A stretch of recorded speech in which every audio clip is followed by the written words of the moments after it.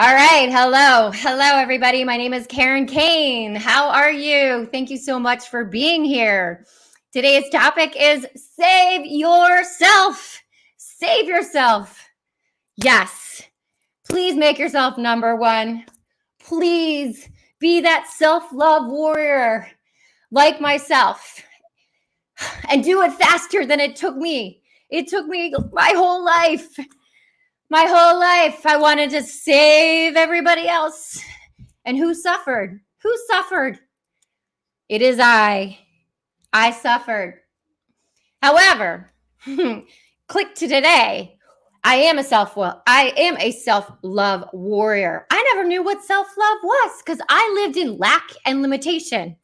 And let me tell you what, when you're like, why is this always happening to me? Why am I making these mistakes over and over again? Awareness. When you bring awareness into the situation, you have opportunity. You have opportunity to change something, to do something different. And I am finally really catching on to this because I feel as if, I've always struggled with accepting things, just kind of like being okay with maybe not being treated so well or being treated the way that I treat others and making up excuses like, well, this person, this is good. And the bottom line is, first of all, if you keep making the same mistakes over and over again, you haven't been aware. You're not aware of it. So how can you become aware? Well, it's those triggers, those painful moments are the triggers that we then can choose to change our actions and change those patterns. So for example, recently, I think maybe you know, or maybe you don't know, but I went through a breakup and it wasn't by my choice. And it kind of came out of nowhere. And it was almost as if the person wanted me to kind of just like wait around and and who knows what the heck they were doing, right? And it's really come to my attention because it basically kind of ended and abruptly, like it took a while, it took a while for the experience to kind of get to the point of like, ooh, no contact, hang up on me, we're done. Like, we're done.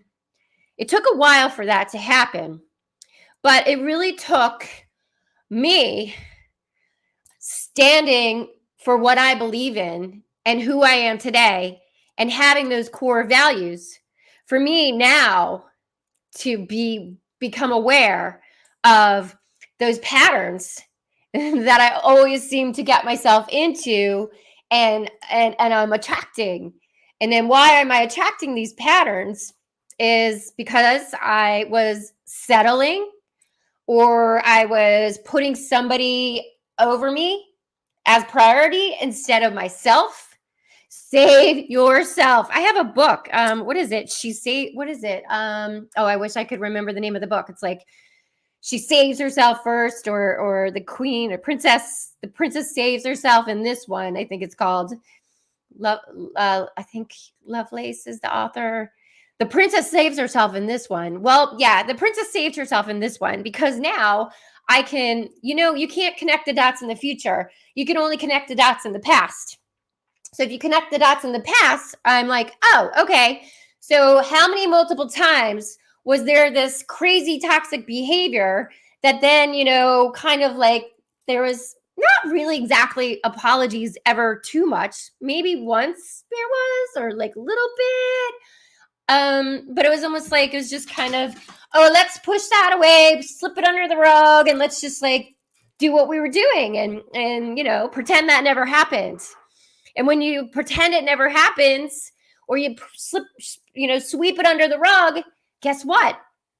It's going to happen again. And it's going to happen again. And it's going to happen again until you make change, till you are aware that this is going to keep happening over and over and over again until you choose to do something different. Self-love, self-worth, save yourself first. Please save yourself first. You know what? Because if somebody did something once, most likely they will do it again. And they will do it again. And if you don't have that self-worth, that self-love, which used to be me. So I felt like, I wasn't worthy enough to be treated with the same love and respect and treatment that I wanted to give someone. And so I kept repeating those patterns. Or maybe I was like taking, the wounded, my friend Jen and I were just talking. I was over their house and there was like a baby, something about this little like baby doll. And I was like, oh yeah, give me like the wounded child, let me take care of the wounded children. That seems to be what I do best. So that's codependency as well, and I talk about this a lot, is I talk about codependency. And codependency, we basically do everything for other people. And we forget about ourselves, and then we suffer. And then we want to blame everybody else for our misery. And we don't take full ownership of the actions that we are fully doing. So nobody forces us to do anything. We choose, and we consciously or unconsciously create our lives. So are you living your best life? And who are you living it for? Save yourself first. I don't know why, but I keep singing Frozen by Madonna.